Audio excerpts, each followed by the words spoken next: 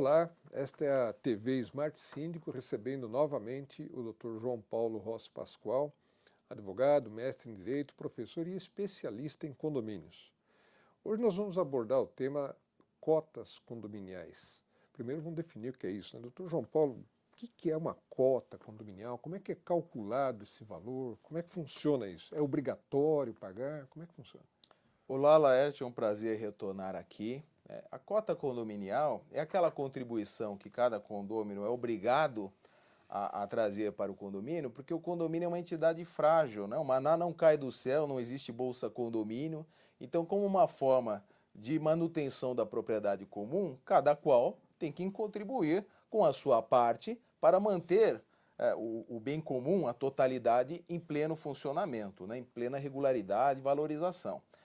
Como isso é calculado? Diz a lei que ao menos uma vez por ano se realizará uma assembleia, usualmente chamada ordinária, em que se definirá o orçamento, ou seja, se fará o cálculo do que é preciso arrecadar para fazer frente às necessidades do condomínio, e desse orçamento global nós extrairemos um rateio.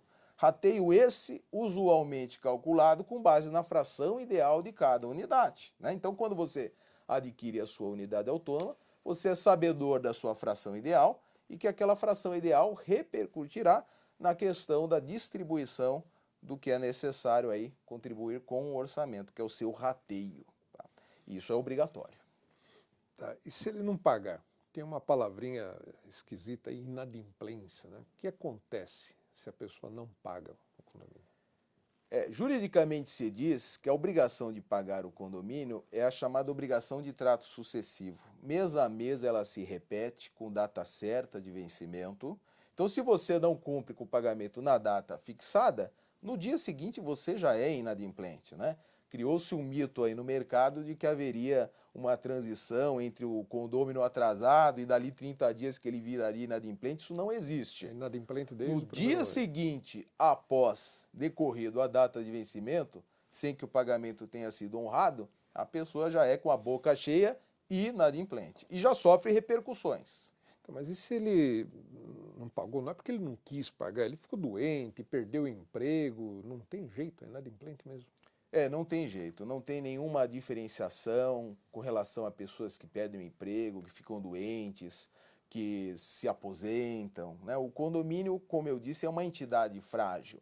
Depende 100% da arrecadação feita entre os condôminos. Não tem, é muito raro o condomínio ter uma outra forma de rendimento. Às vezes ele tem um aluguel de uma face para publicidade, TV, um topo para antena, mas isso não é usual, não é comum, né?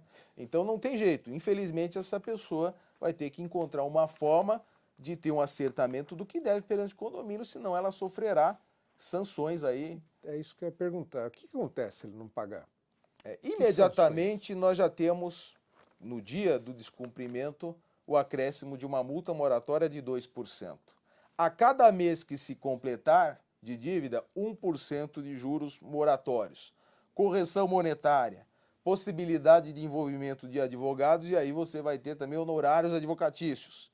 E, desde 2016, com o novo Código de Processo Civil, nós tivemos o reconhecimento de que o crédito condominial configura espécie de título executivo extrajudicial. Traduzindo, o seu credor condomínio tem agora a possibilidade de executar a dívida, é uma execução forçada. O nome dele vai para o SCPC? O nome dele pode ser protestado, a partir do momento que há uma execução em trâmite, todos esses cadastros de maus pagadores, eles têm noção daquela informação e você vai ter uma restrição para fazer um crediário, um financiamento, uma compra, né? Então você deve evitar o máximo que puder esse tipo de ocorrência, porque hoje a tendência é de uma maior agilidade por parte do condomínio em recuperar o seu crédito. O síndico ou mesmo a assembleia pode, por exemplo, proibir o inadimplente de usar piscina, de usar salão de festas, quadra esportiva, ele pode ser proibido de usar as áreas comuns do condomínio? Esse é um assunto polêmico, alguns advogam essa linha, mas eu sou totalmente contrário, mesmo porque a jurisprudência predominante condena. Então são medidas arriscadas. Você acaba fugindo do chamado devido processo legal. ou seja, do caminho definido pela lei para recuperar o seu crédito. E não raro o síndico acaba se complicando em tais situações, né? Ele pode até sofrer ações por ressarcimento de danos morais. Então, medidas tais como essa de impedir o uso de piscina, salão de festas, cortar água, cortar gás, são medidas arriscadas que, no meu modo de ver, contrariam a lei e podem trazer sérias consequências judiciais. Eu já ouvi dizer também do síndico que gosta de afixar uma lista de quem está devendo para que todo mundo fique sabendo qual o nome das pessoas que não pagam o condomínio. Isso é legal? Isso é permitido? Não, não é, né? O síndico ele tem um dever fixado no Código Civil que é prestar contas. E claro que um dos assuntos que vai se envolver nesse tema é a parte da inadimplência. Então o síndico ele pode falar da inadimplência, identificar quais são as unidades devedoras, né? Porque a dívida, se diz juridicamente, é uma dívida própria terrem, fica ligada à propriedade imobiliária, não à pessoa, por isso que nós veiculamos o número da unidade, mas essa informação deve ser direcionada de forma discreta, direta, ao contribuinte do condomínio, ao condômino. Não pode ser aberta para a sociedade como um todo e muito menos utilizada para fins de constranger, de expor a ridículo o condômino, né? Então, como uma forma de atender a prestação de contas, sim, isso é viável. Como é que se faz? É por um meio documental, não importa o nome do documento que se dê, se é extrato, se é balancete, se é circular, ou hoje, mais ainda, por meio eletrônico. Então você disponibiliza essas informações pelo acesso a um site, a um aplicativo, mas mediante o acesso com senha. Aquilo não é aberto para a sociedade como um todo. Então, diante dessas cautelas, é uma informação que pode ser passada com essa reticência. Perfeito. Em casos extremos, ele pode ser obrigado a vender a propriedade, ter que sair do prédio? Como é que funciona isso? O desfecho da execução forçada, justamente, é se atingir o patrimônio do devedor. E Mas só na justiça, isso não pode? No judiciário, né? E se ele não tiver nada além da própria unidade, a própria unidade será penhorada. É garantia do... E ele vai perder a propriedade, né? Então, o devedor, e aí está a chave da solução daquela outra dúvida, né? Ele, por ser inadimplente, não deixa de ser proprietário. Por isso que ele não pode ser privado do uso da sua propriedade. Porém, pelo devido processo legal, né, pela execução forçada, se ele não fizer um acordo, se ele não tiver outro patrimônio, ele vai acabar por perder a sua propriedade. Porque para dívidas de condomínio, não vale aquela ideia benéfica do bem de família, que resguarda o imóvel único da família. Uma das exceções ao benefício do bem de família é justamente uma dívida criada em função do imóvel, como é o caso da dívida condominial.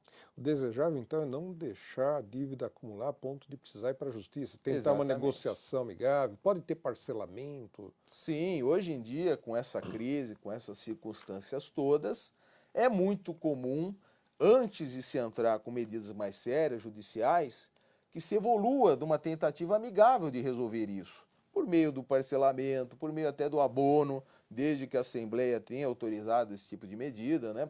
Mas vai tentar se resolver de uma maneira rápida e amigável e evitar que vá para o judiciário. Agora também é ilusório pensar que tudo vai se resolver por esse caminho. Até porque pelo judiciário costuma demorar bastante a solução do problema. Sim, costuma demorar, mas nós tivemos um avanço sensível, não só causado pelo reconhecimento da dívida de condomínio como um título executivo extrajudicial, mas também pelo processo eletrônico, por nós temos um novo CPC, que é mais lógico, mais ágil em termos gerais, pelo CNJ, que é o Conselho Nacional de Justiça, ter padronizado procedimentos do judiciário brasileiro. Então, eu que estou há 20 anos lidando com matéria jurídica, posso dar o meu testemunho. Hoje os processos, pelo menos aqui em São Paulo e na Justiça Estadual, eles são mais efetivos do que antigamente. Perfeito. Muito obrigado pela participação. Eu que agradeço, Laerte.